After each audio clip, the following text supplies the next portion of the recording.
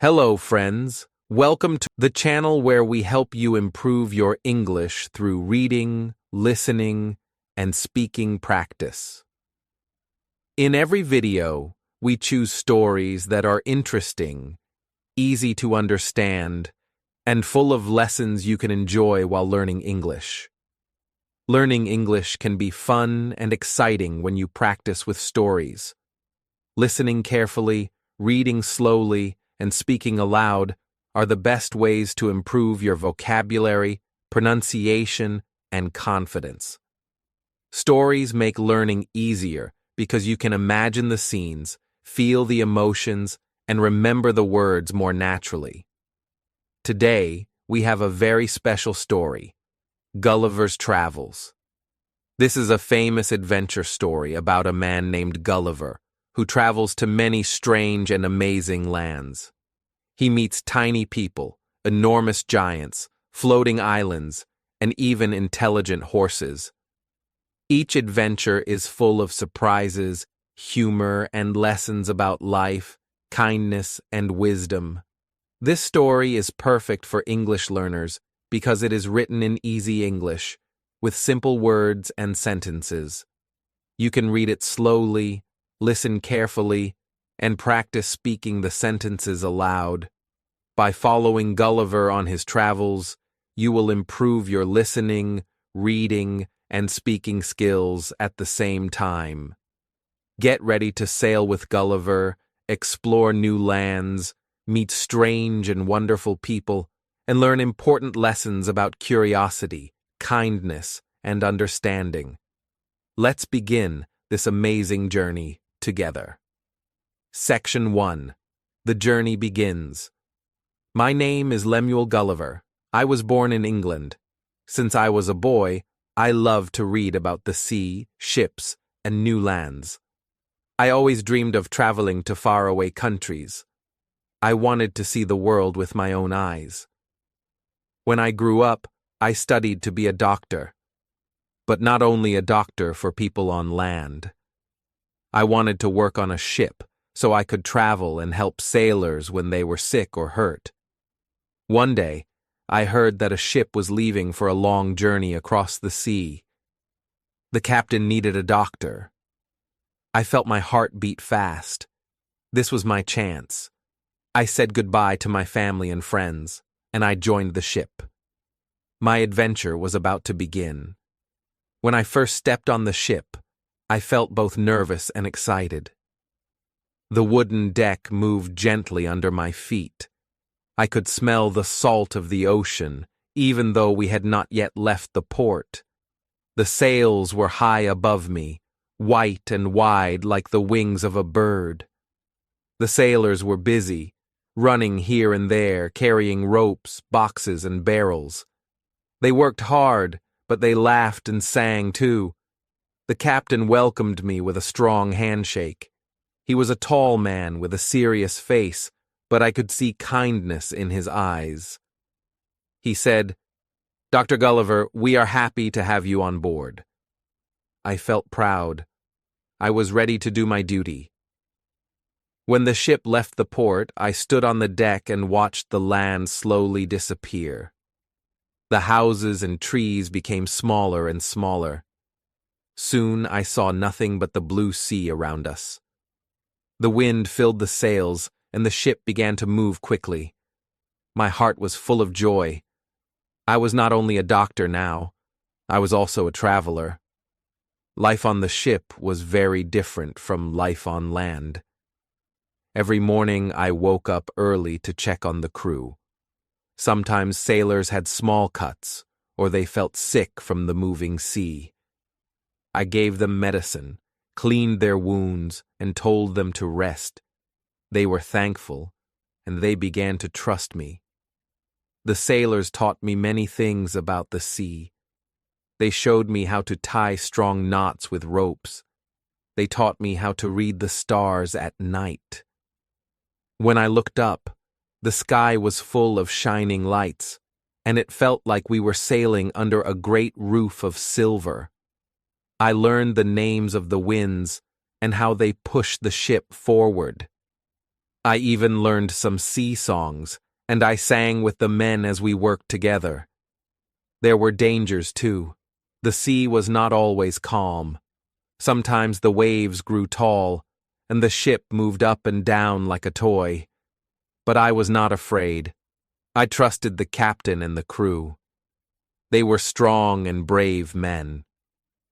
At night, when my work was done, I stood on the deck and looked out over the dark sea. The sound of the waves was like music. I thought about my family at home, but I did not feel sad. I felt lucky. My dream had come true. I was a doctor on a ship. I was going to see new lands. And I knew, deep in my heart, that this was only the beginning of my great adventure. Section 2. The Storm at Sea. The days passed quickly on the ship. The sun was warm, the sea was calm, and the sailors were happy. But the sea can change very fast. One evening, the sky grew dark. Black clouds covered the sun. The wind began to blow harder and harder. The waves grew taller, and the ship started to shake. At first I thought it was only a little storm. I had seen rain before, but this storm was different. The wind roared like a wild animal. The sails cracked and snapped. The ship climbed up on one huge wave and then fell down into another. The sailors shouted to each other, pulling ropes and trying to keep control. The captain's voice was loud and strong, but even he looked worried. Rain poured from the sky. The sea was no longer blue but black and white, full of foam. Water rushed over the deck, and I felt it hit my face like cold stones. I held on tightly to a rope, but my hands slipped again and again. My heart was beating fast. I had never felt so small in my life. Suddenly, I heard a terrible sound. Crack! The ship's mast broke in two. The wood screamed as it split. The sailors cried out in fear. Then came another loud noise. The bottom of the ship was breaking apart. Water poured inside. The captain shouted, "Save yourselves! The ship is lost." My blood turned cold. The ship was sinking. I had no time to think. I grabbed a piece of wood and threw myself into the sea. The waves pulled me up and down. Salt water filled my mouth. I kicked my legs and tried to keep my head above the water. Around me, I could see nothing but darkness and foam. I swam with all my strength. My arms and legs were tired, but I did not stop. I thought, if I stop, I will die. The sea pushed me one way and then another. Sometimes I went under the water, and I felt I could not breathe. But somehow, I came up again and kept swimming. At last, I saw something in the distance. It was land, a dark shape against the gray sky. My heart filled with hope. I moved toward it, stroke by stroke. The waves fought against me, but I kept going. Finally, my feet touched sand. I had reached the shore. I crawled out of the water and fell onto the beach. My body was shaking with cold and fear. My clothes were heavy and wet. My arms and legs hurt, but I was alive. I lay down on the ground, my face against the sand. The sound of the sea was still loud in my ears. My eyes closed. I had no more strength. Slowly, I fell into a deep sleep. Section 3, Tiny People, Big Surprise. When I opened my eyes, the sun was shining. For a moment, I did not know where I was. My head hurt, and my mouth was dry. I remembered the storm, the ship breaking apart, and my long swim. I was lying on the ground, on soft grass. The sound of birds came from above. I thought I was safe, but then I tried to move, and I could not. I was lying flat on my back, but something held me down. My arms and legs were tied with thin ropes. Even my hair was fastened to the ground. I pulled hard, But the ropes did not break. I could only move my head a little. My heart began to beat fast. Who has done this to me? I thought. Suddenly I felt something small move across my leg. Then I felt many tiny feet on my chest. I lifted my eyes and saw the strangest thing in my life. Walking across my body was a man, but he was no bigger than my thumb. His clothes were bright and colorful. In his hand, he held a tiny bow and arrow. I could not believe my eyes. I looked again, and there were more of them. 10, 20, 30 little men, all climbing up and down my body. Some carried tiny spears. Some pulled at my ropes. Some looked at my face and shouted in a high, small voice. Am I dreaming? I asked myself. But no, it was real. I was a giant to them, and they were tiny people to me. Later, I learned they were called the Lilliputians. I tried to move, and the little men screamed. Suddenly, I felt a sharp pain in my arm. They had shot tiny arrows at me. The arrows were so small they did not hurt much, but I understood their meaning. These little people were afraid of me. To them I was a monster, a giant who had fallen from the sky. So I lay still. I wanted to show them I was not dangerous. Slowly, the arrows stopped. The tiny people came closer. They looked at me with wide eyes, full of fear and curiosity. They pointed at my face, my hair, and my clothes. Some touched my hands carefully, as if I were a great mountain. One little man, who seemed important, stood on my chest and made a speech. Of course, I could not understand a word, but his small voice was sharp and quick. I tried to smile at him, to show I was friendly. This seemed to surprise them. A few of them clapped their tiny hands, and some laughed nervously. After some time, they brought food and drink. The pieces of bread were as small as pebbles, and the cup of water was no bigger than a thimble. Still, I ate and drank to show them I accepted their gift. They seemed pleased. As the sun went down, I lay still on the grass, surrounded by hundreds of tiny people. I felt a mix of wonder and fear. Who were they? What would they do with me? I was alone in a strange land, tied down like a prisoner, and watched by a nation of people no bigger than my hand. This was the beginning of my adventure in Lilliput, the land of tiny people. Section 4. Life in Lilliput. The first days in Lilliput were strange and difficult. At the beginning, the little people were afraid of me. They kept me tied with ropes and watched me with their tiny arrows. But slowly, they saw that I was not their enemy. I did not hurt them. I did not fight. I only smiled and tried to be gentle. One day, their leader came to see me. He was dressed in fine clothes and had a small crown on his head. Later I learned that he was the Emperor of Lilliput. He looked at me with great care. Then he raised his little hand, and all the soldiers lowered their bows. That moment was the start of peace between us.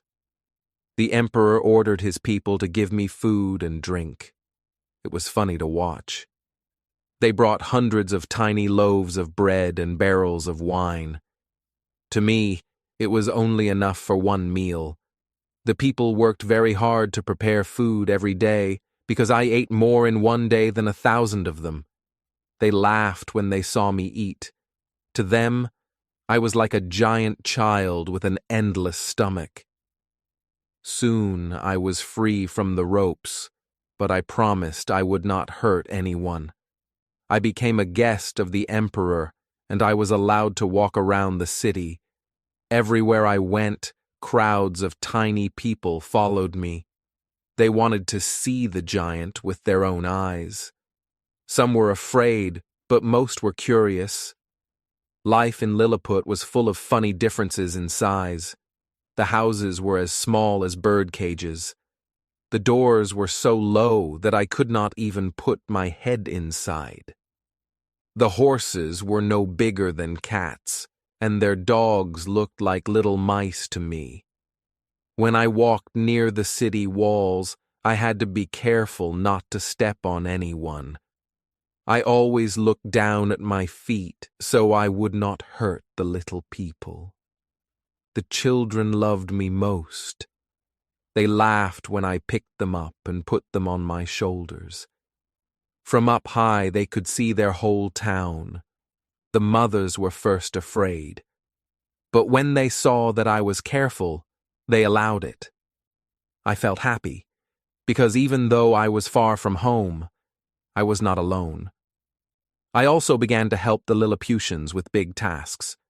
For them, moving heavy objects was very hard, but for me it was easy. Once they wanted to pull a large tree trunk across the field. Hundreds of men pushed and pulled, but it hardly moved. I bent down, picked it up with one hand, and carried it to the other side. The people cheered and clapped their tiny hands. Another time, I pulled their warships into the harbor with a rope.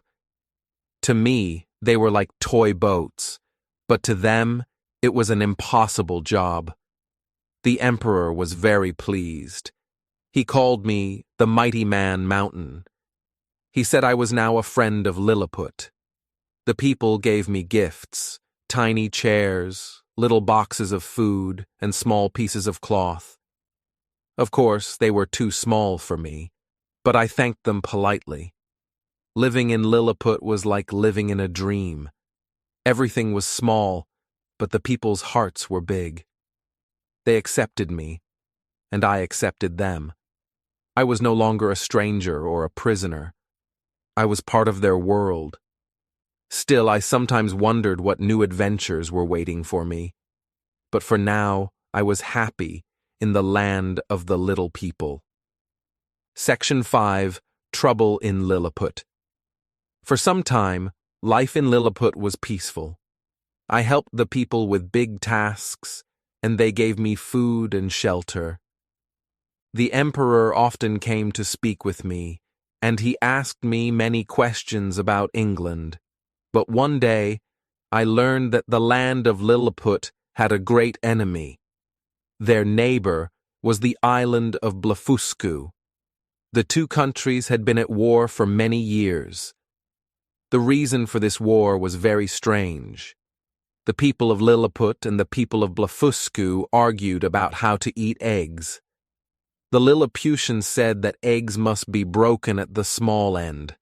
The people of Blefuscu said eggs must be broken at the big end. It was a silly argument, but many men had died because of it. The emperor of Lilliput was very proud. He wanted to defeat Blefuscu once and for all. He said to me, "Man Mountain, you are our greatest strength. With your help, we will win this war." At first, I did not want to fight. I did not wish to hurt anyone. But I also did not want to anger the emperor who had been kind to me. So I agreed to help, but in my own way. I decided not to kill anyone. Instead, I would try to bring peace by using my size and strength. One morning, I walked into the sea between Lilliput and Blefuscu. The water was only up to my waist. I carried long ropes with me. The warships of Blefuscu sailed toward me, but they were no bigger than toys in a pond. I tied ropes to their ships one by one. The sailors screamed in fear, for to them I was a giant monster rising out of the waves. When I had tied many ships together, I pulled them behind me. Step by step, I walked back toward Lilliput. The people of Lilliput watched from the shore. When they saw me dragging the whole fleet of Blefuscu, they shouted with joy. The emperor was so happy that he danced in his tiny shoes. That day, Lilliput became the strongest power in the world of tiny people. The emperor was full of pride.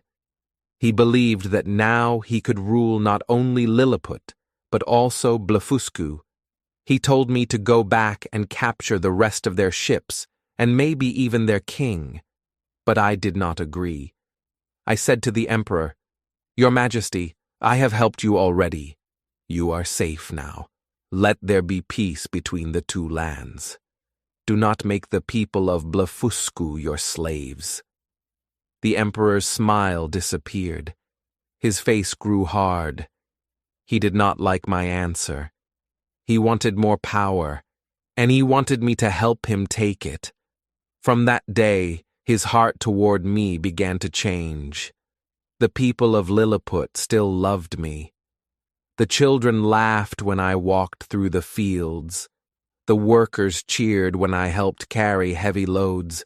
But I felt a shadow growing. The emperor was no longer just my friend. He was also a proud king with big dreams, and I feared that soon his dreams would bring me into trouble. Section 6. Escape from Lilliput. For many weeks after the war with Blefuscu, I lived in Lilliput as a hero. The people loved me. They told stories of the man mountain who pulled ships with his hands.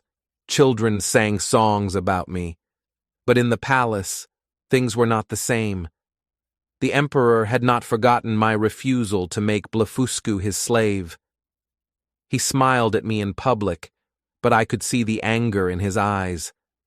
One night I heard news from a kind friend in the court. He whispered, "Be careful, Gulliver. The emperor and his men are planning against you." At first, I did not believe it. But later, I learned the truth. The emperor's advisors told him I was too dangerous. They said, "The man mountain is too big. If he ever turns against us, he can destroy our land. We must control him." The emperor listened. He made a cruel plan. They would put me on trial. Then they would punish me by making me blind. They said this would make me harmless. I would still be strong, but I could not see. When I heard this, my heart shook. I had helped the Lilliputians, but now they wanted to take away my eyes. I knew I could not stay. I had to escape. But how could a giant like me run away without being seen? I waited for the right moment. I ate little, so the guards thought I was weak. I stayed quiet, so they thought I had given up. But inside, I was planning. One night when the moon was bright, I made my move. Slowly, I walked out of the city. The guards were too small to stop me. I crossed the fields and reached the sea. There, to my great luck, I saw something on the water. It was a small boat, perhaps left behind by sailors from Blefuscu. To the Lilliputians it was huge, but to me it was just the right size. I pulled the boat onto the shore. I worked quickly, fixing the holes with wood and cloth. I made oars from long trees. For days I prepared the boat while hiding from the emperor's soldiers. Finally the boat was ready. I pushed it into the water, climbed inside, and began to row. The sea was wide and endless, but I felt free again. Behind me, Lilliput grew smaller and smaller until it disappeared. I thought of the tiny people I had left behind, the kind ones who had been my friends, and the proud emperor who had become my enemy. My adventure in Lilliput was over. After many days at sea, I saw a ship on the horizon. I waved my arms and shouted. The sailors saw me and came closer. When I climbed on board, I felt strange. These men were my own size again. At first, they could not believe my stories about the little people, but I told them everything. At last, we reached England. I was home again. I was safe. But deep in my heart, I knew this was not the end of my travels. The sea was calling me once more, and greater adventures were waiting. Section 7. Lost at Sea Again. Back in England, I tried to live a quiet life. I saw my family and told them my strange story about the little people of Lilliput. They listened with wide eyes, but I could see they did not truly believe me. For some months, I stayed at home, working as a doctor. Yet my heart was not at rest. The sea was calling me again. I wanted to see more of the world. So, when another ship was preparing for a long voyage, I joined it. The captain was glad to have a doctor on board. We sailed far from England, across wide seas and past unknown islands. For a time, the journey was calm and full of discovery.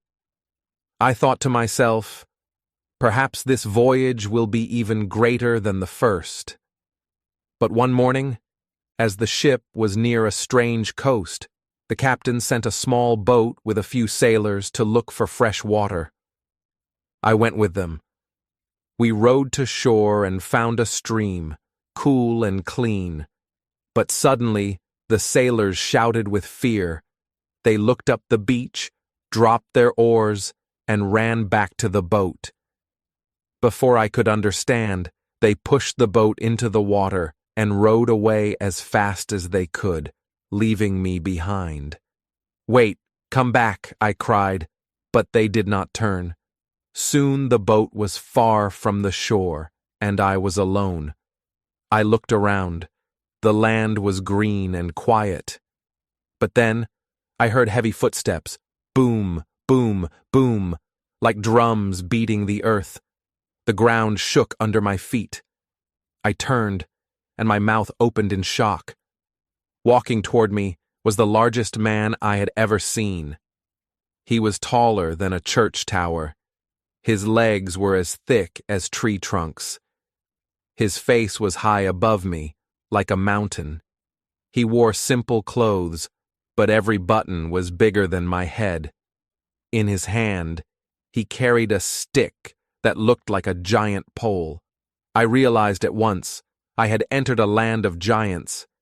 The giant bent down and looked at me with eyes the size of windows. His shadow covered me like a dark cloud. I felt as small as an insect.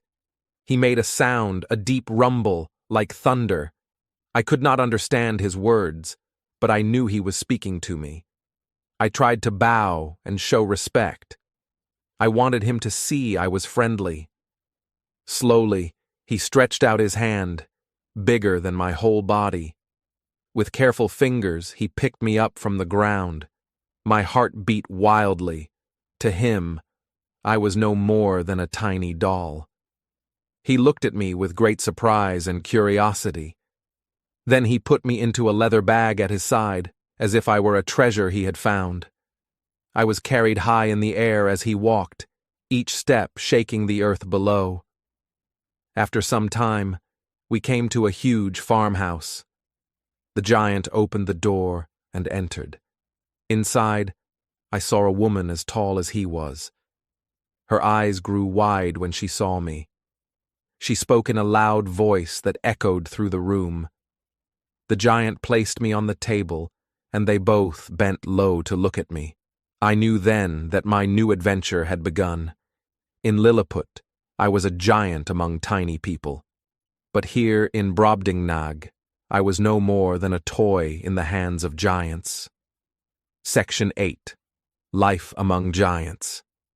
The giant farmer carried me carefully to his home. His wife looked at me with wide eyes, then laughed softly.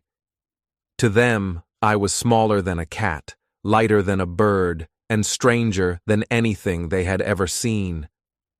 They spoke in their deep, thunder-like voices, but I could not understand their words. Still, I could see they were curious, not cruel. The farmer's little daughter, though to me she was taller than a tower, took special care of me. She was gentle and clever. She made me a small wooden bed and even sewed tiny clothes from pieces of cloth. Compared to her huge fingers, I was like a living doll. She laughed when I tried to walk across the table, my little legs moving quickly while she followed with her giant eyes. I soon began to think of her as my protector, and I called her my little nurse, though of course she was much bigger than me. Life among giants was both funny and frightening. At meal times, the family placed me on the table. Imagine me sitting beside a loaf of bread as big as a house, or a plate of meat that looked like a hill. The farmer would cut a piece for me with his knife, a blade longer than my body. Sometimes I needed both hands to lift a crumb of bread. A drop of milk from their cup was like a full bowl for me. One day, a giant cat jumped onto the table and came close to me.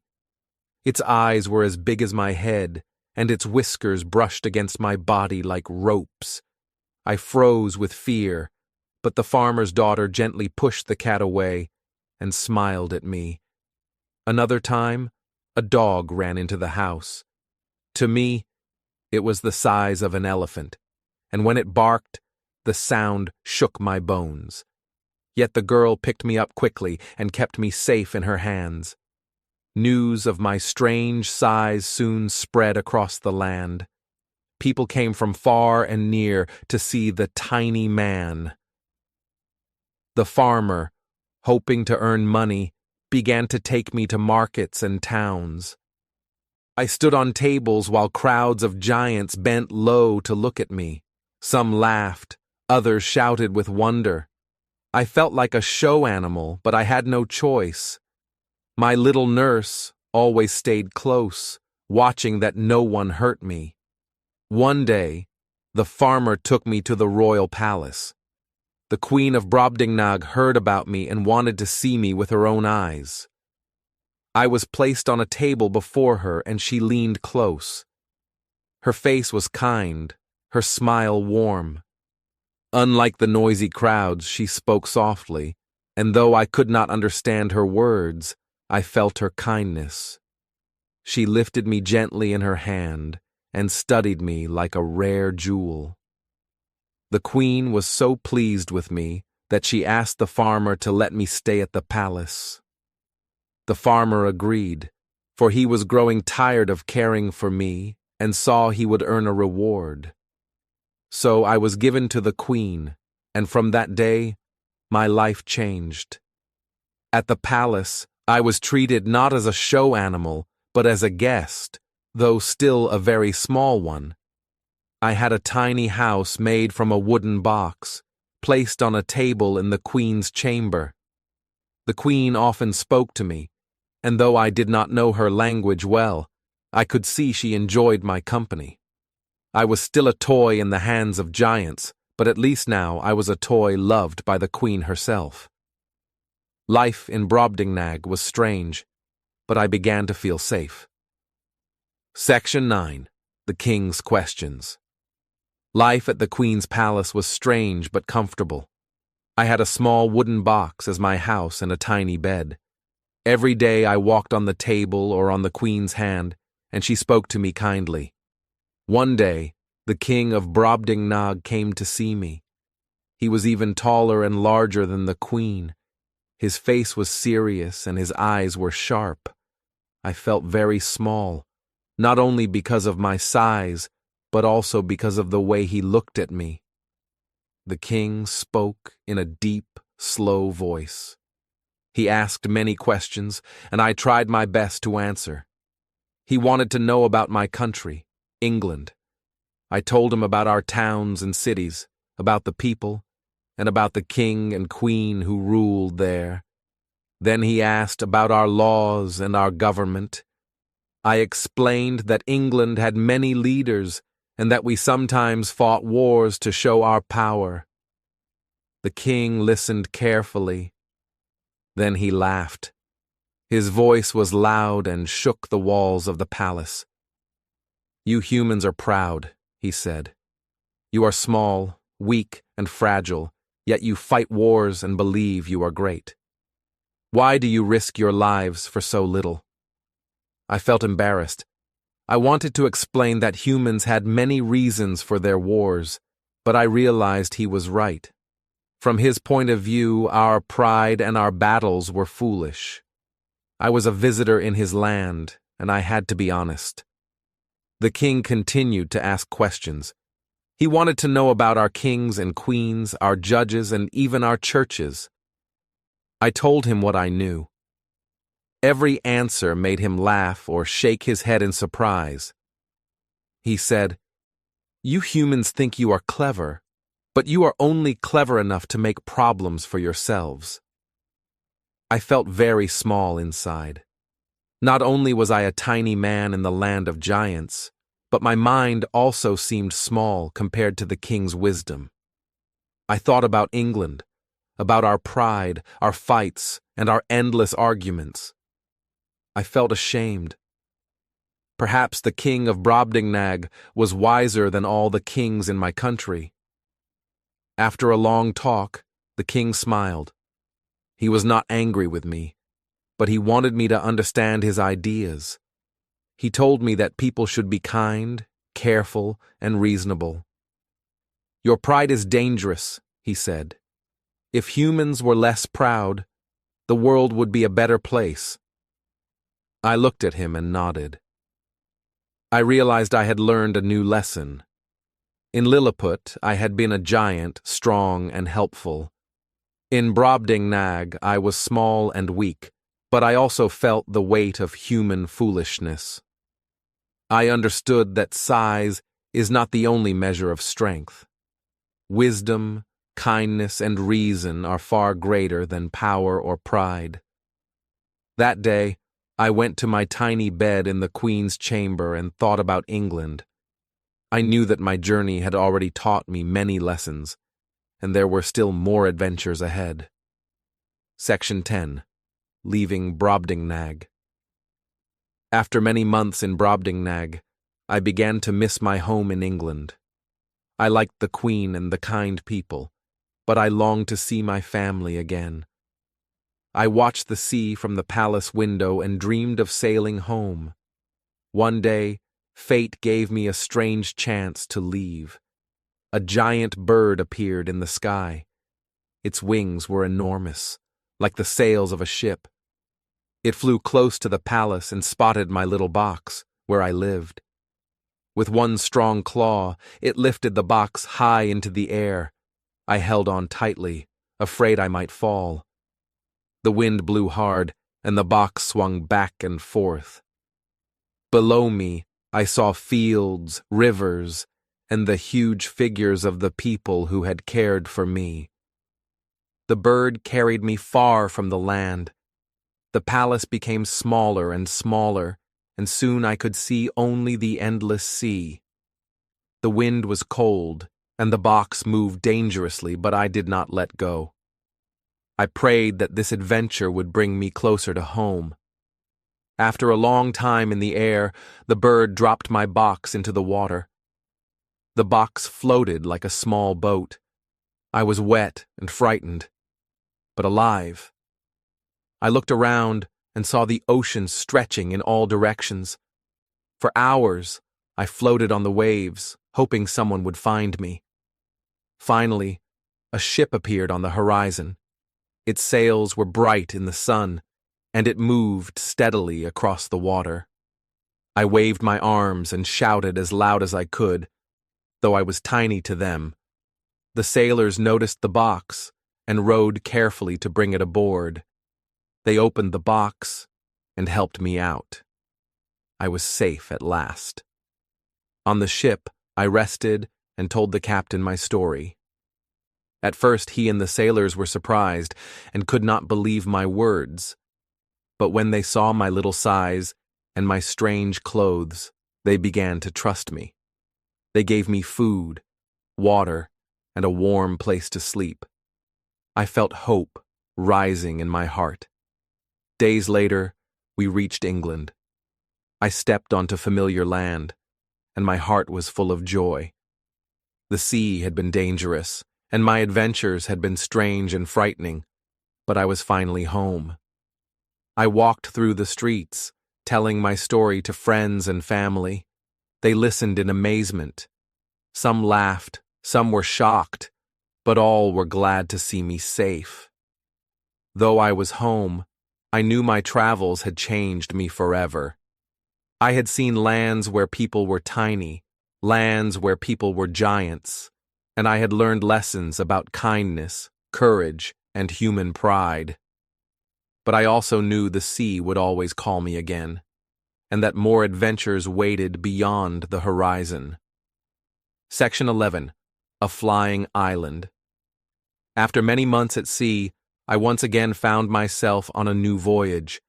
The waters were calm, and the sun shone brightly.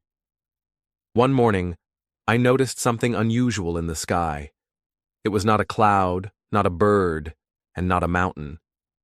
It was a strange island, floating high above the land. Its shadow moved over the sea like a dark cloud. I had never seen anything like it. I sailed closer and discovered that this island was enormous, but it floated in the air. The people on the ship were afraid. They said it was magic. I was curious, so I prepared to explore it. With ropes and ladders, I climbed carefully up to the floating island. When I arrived, I found a city in the sky. The streets were quiet, the houses were tall and thin, and the people looked different from anyone I had met before. They wore strange clothes, with pockets full of numbers and small instruments. Everywhere I looked, there were books, compasses, and musical instruments. The people were very intelligent, but also very strange. They spoke quickly and thought more about numbers, music, and science than about ordinary life. One man explained to me how the island floated in the sky. Another showed me a device to measure the stars. I tried to ask about food, animals, and daily life, but they seemed confused. They cared only about numbers, music, and experiments. Sometimes I watched them carefully. They would walk along the streets, staring at the ground or their instruments, not noticing where they were going. One man walked straight into a wall while thinking about a math problem. Another spent hours playing music while ignoring the birds and the trees around him. I could not help but laugh at their strange behavior. Although they were very clever, I soon realized that they had little understanding of ordinary life. They forgot to eat sometimes, and some could not speak clearly about simple things. Their minds were full of ideas, but their hearts were not. I thought of England and of Lilliput. There, people were small or weak, but they cared for each other. Here, the people were smart, but they seemed strange and distant. Still, the floating city was impressive. The buildings were tall, the streets clean, and the air was fresh. From the edge of the island, I could look down at the world below. The mountains, rivers, and forests looked tiny, like toys. I felt both amazed and frightened. I spent many days on Laputa, learning what I could and observing the people. I talked to them about music, numbers, and science. They were kind in their own way, but I knew I could not stay long. The world of ordinary people was very different from this floating island. Finally, I prepared to leave. I wanted to continue my journey, to see more lands and more people. The floating island slowly moved above me, and I waved goodbye to the clever but strange people of Laputa. I climbed back into my boat and sailed away, ready for the next adventure. Section 12. Strange Experiments. On Laputa, the people were always thinking and working on new ideas. One day, they invited me to visit their school. The school was very strange. It was full of machines, instruments, and books. The students were busy with experiments that seemed impossible. I watched carefully, curious and amazed. The first experiment was very funny. A teacher tried to turn stones into food. He crushed the stones, mixed them with powders, and shouted numbers while stirring. I waited, expecting bread or meat to appear, but nothing happened. The stones stayed stones. The students laughed, the teacher frowned, and I laughed too. It was silly. Next, they tried to catch sunlight in boxes. They made tiny mirrors and machines, and pointed them at the sun. They wanted to bring the sun's light down to the classrooms. I watched as one student held a box for hours. He ran from place to place, chasing the sunlight. I could not stop smiling. This is crazy, I thought, but I said nothing. The students were serious, and I did not want to offend them. Even though the experiments were strange, I learned something important. The people of Laputa were patient. They worked for many hours without stopping. They did not give up, even when the results were small or silly. They believed in trying new ideas, even if those ideas seemed impossible. Sometimes I joined them in their work. I tried to help turn a stone into food. I held the powders carefully and stirred slowly, but the stone stayed a stone. The students clapped anyway. They were happy that I tried. Then I helped with the sunlight experiment. I ran with the mirrors, following the sunbeam. I almost fell many times, but the people cheered. I realized that life on Laputa was very different from anywhere I had been. The people were clever and curious, but they did not care much about ordinary life. They spent their time thinking, counting, and experimenting. I could laugh at their silly mistakes, but I also learned something valuable. Curiosity and patience are important. People can learn amazing things if they try hard and do not give up. After a long day, I returned to my small box on the edge of the island. I thought about all the experiments I had seen.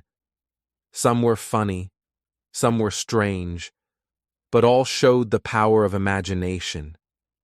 I knew that one day, the knowledge and ideas from Laputa might help people in the world below. I slept that night dreaming of stones, sunlight, and flying machines. Laputa was strange and wonderful, and I was happy to be part of its world, even for a little while. Section 13. Other Islands. After leaving Laputa, I continued my journey across the seas. The winds were kind, and my ship sailed smoothly. I saw many new lands, each one more strange than the last. On every island, the people had their own customs, and I learned that the world was full of surprises. The first island I visited had people who loved talking very loudly. They shouted their words so that everyone could hear them. At first I thought it was dangerous, but I soon realized it was their custom. They greeted each other with shouts and argued with shouts.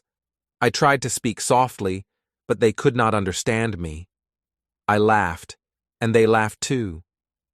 On another island, the people walked only backward.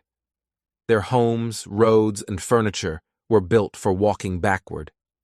At first, I was confused. I almost fell many times. But the people were kind and helped me learn. I realized that their strange habit was normal to them. I laughed at myself, trying to walk the same way. I also visited an island where the people loved wearing very heavy clothes. They wore coats, hats, and boots all the time, even in hot weather. I could not understand why they did this, but they said it was polite and proper. I tried to follow their customs, but I felt hot and tired. I laughed at my own struggles, and the people laughed too. On each island, I saw human weaknesses. People were proud, stubborn, or silly in different ways. Some argued about small things, some wasted time on useless tasks, and some forgot to care for each other. I thought about England and Lilliput, about Brobdingnag and Laputa. Everywhere I went, I saw that humans could be clever, but also foolish. Pride, vanity, and stubbornness were common, no matter the size of the people or the place they lived.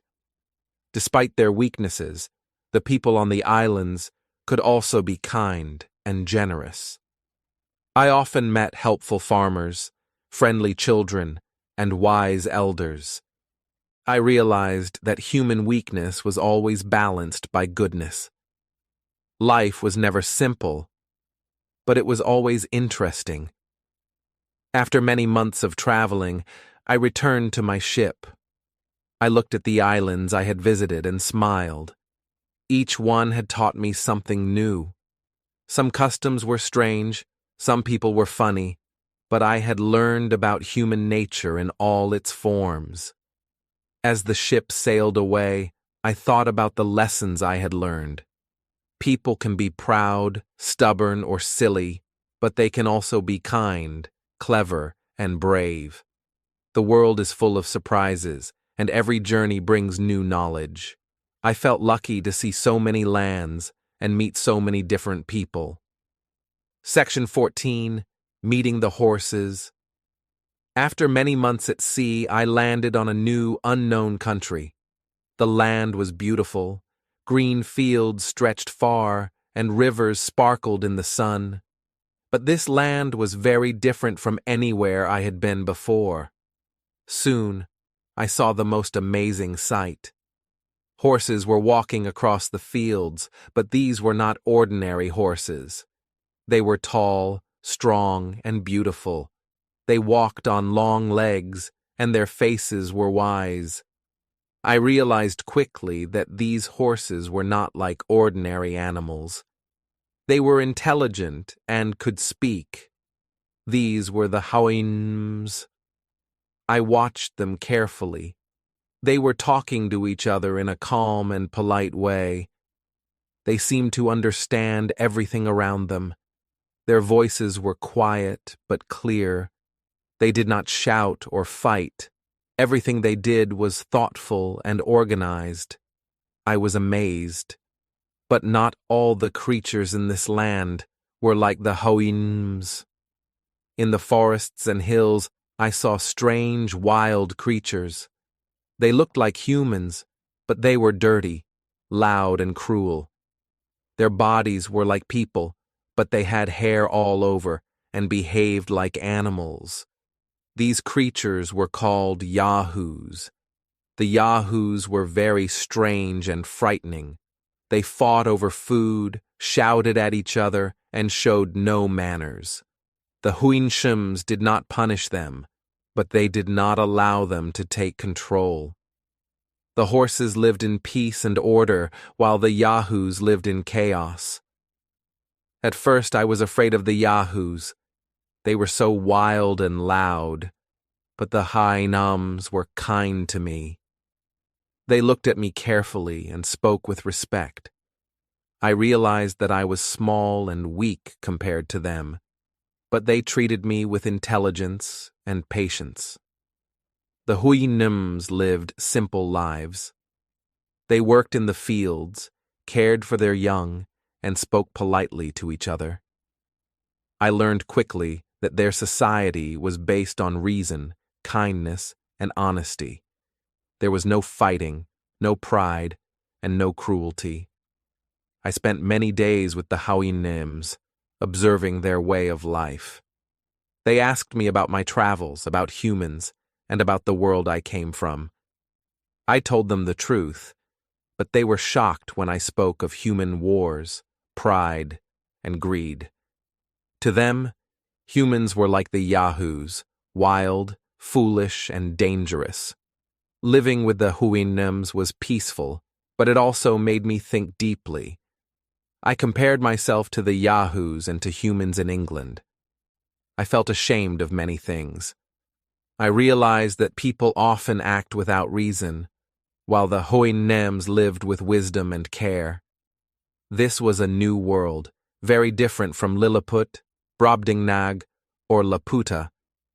Here, horses were the rulers, and humans were nothing like them. I had never seen a society so organized, peaceful, and intelligent. I knew my stay in this land would teach me lessons I would never forget. Section 15. Life with the Houyhnhnms. Living among the Houyhnhnms was very different from anywhere I had been before.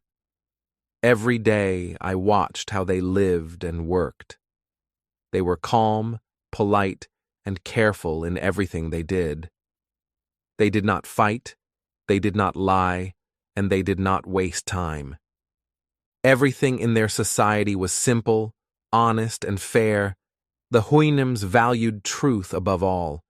If they spoke, they said only what was true. They did not cheat, and they never told lies. At first, this was hard for me to understand. In England, people often told small lies or pretended to be brave. But the Houyhnhnms believed that honesty was the most important rule in life. They also valued reason. Every decision, every action, was made carefully and with thought. They thought about the consequences before acting. Even in small things, like planting crops or taking care of young horses, they used their minds fully. Nothing was done carelessly or quickly. Kindness was another value they cherished. The Houyhnhnms cared for each other and for the Yahoos, even though the Yahoos were wild and foolish. They did not hit or shout. They spoke gently and guided them when necessary. I realized that strength was not only in the body, but also in the mind and heart. I spent many days learning from them. I helped in small ways, like carrying tools or observing their work.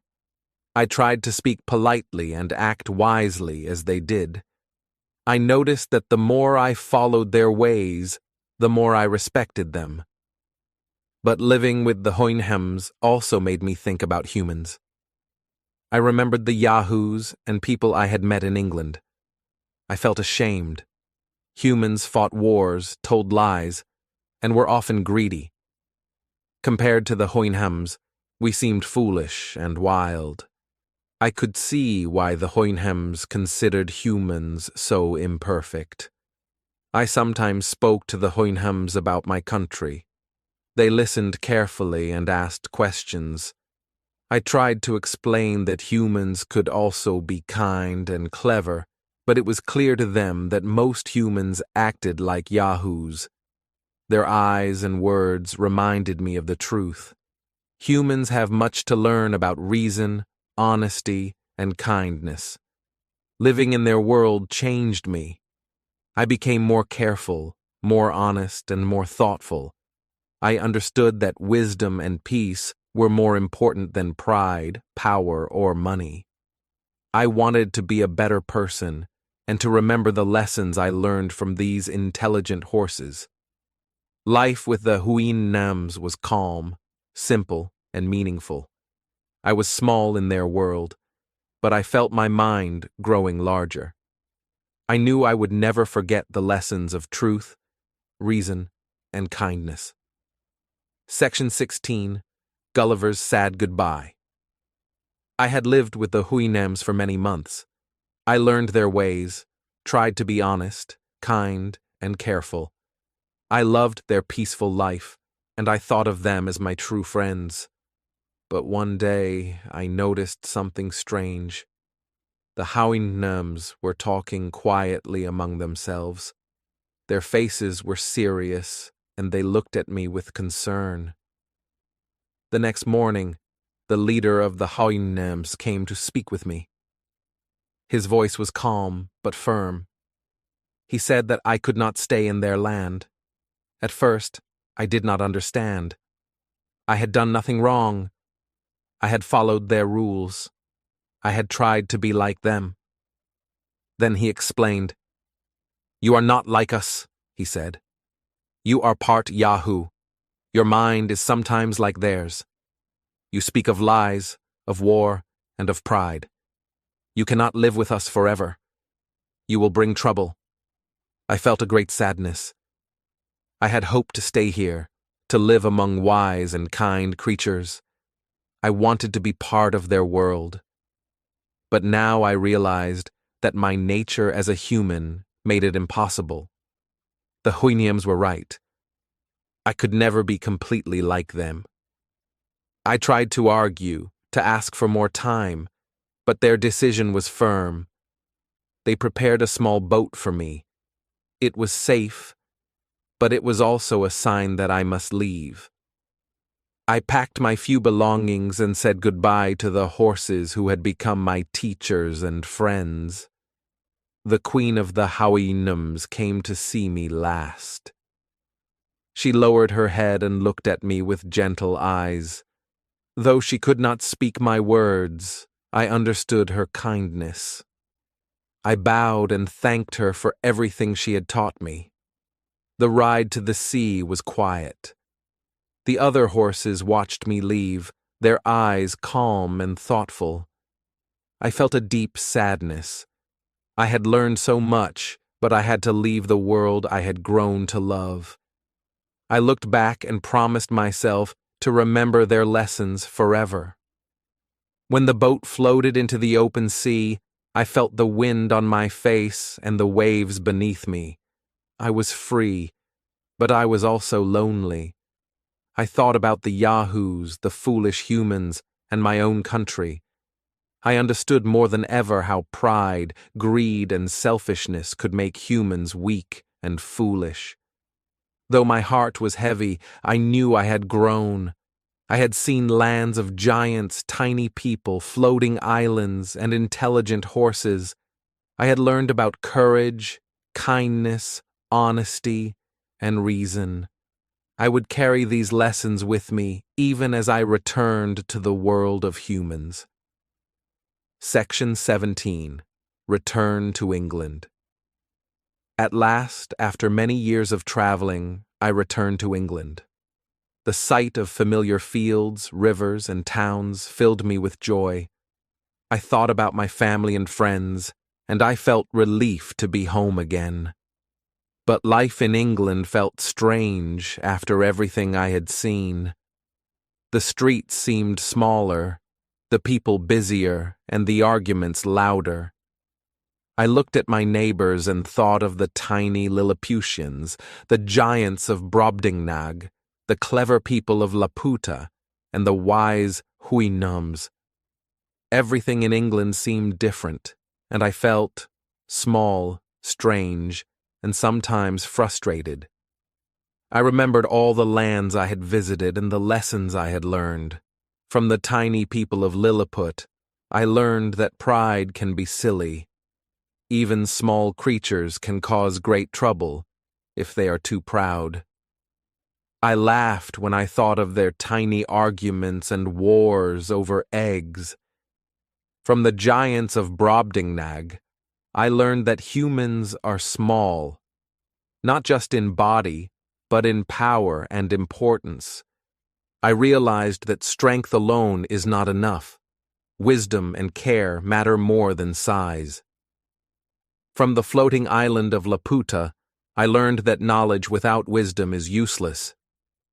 People can be clever and full of ideas, but if they forget kindness and reason, their cleverness can be strange or even dangerous. From the Houyhnhnms, I learned that reason and kindness are true strengths. They did not fight, they did not lie, and they cared for each other. I realized that honesty, patience, and thoughtfulness are more important than power, pride, or wealth. I shared these lessons with friends and family, but many could not understand. They laughed at my stories or thought them impossible. Yet, I did not mind. I had seen the truth for myself, and that was enough. Sometimes, I walked alone in the fields, and thought of the strange lands I had visited. I remembered the tiny Lilliputians, the huge Brobdingnagians, the floating mines of Laputa, and the wise Houyhnhnms. I remembered the wild yahoos and the silly customs of other islands.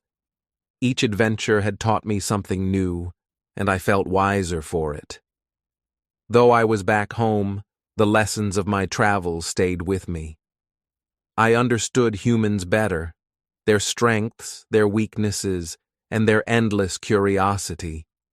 I knew that pride, greed, and foolishness could cause trouble, but kindness, reason, and courage could make life better.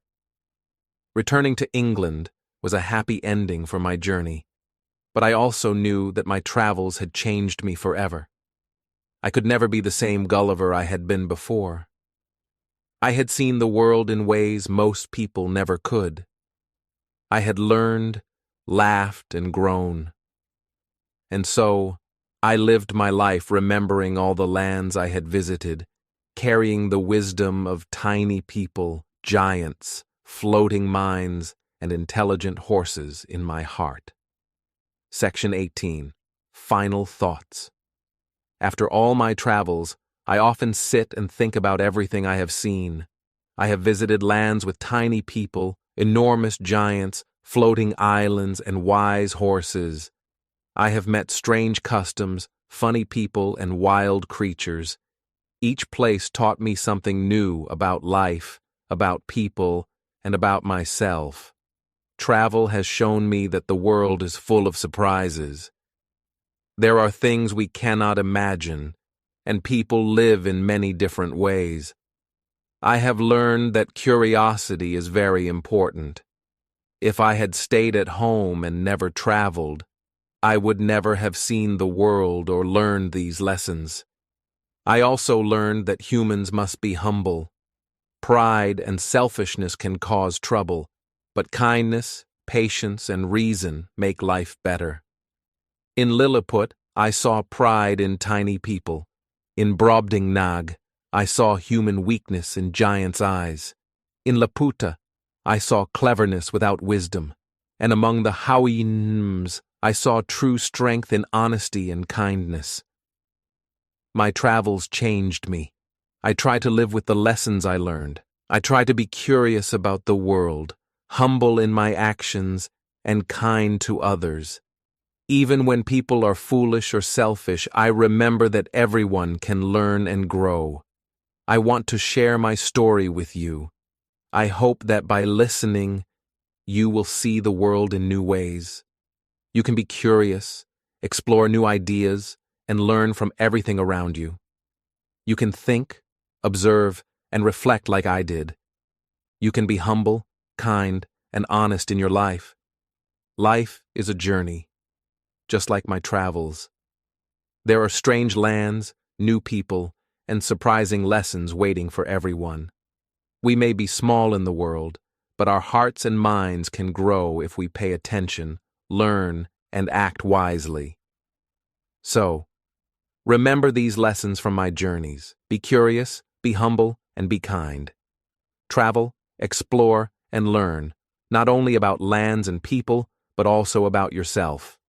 Life will be richer, more meaningful, and full of wonderful surprises if you do. And with these thoughts, I look back at my travels and smile, knowing that every adventure, every mistake, and every lesson has made me who I am today.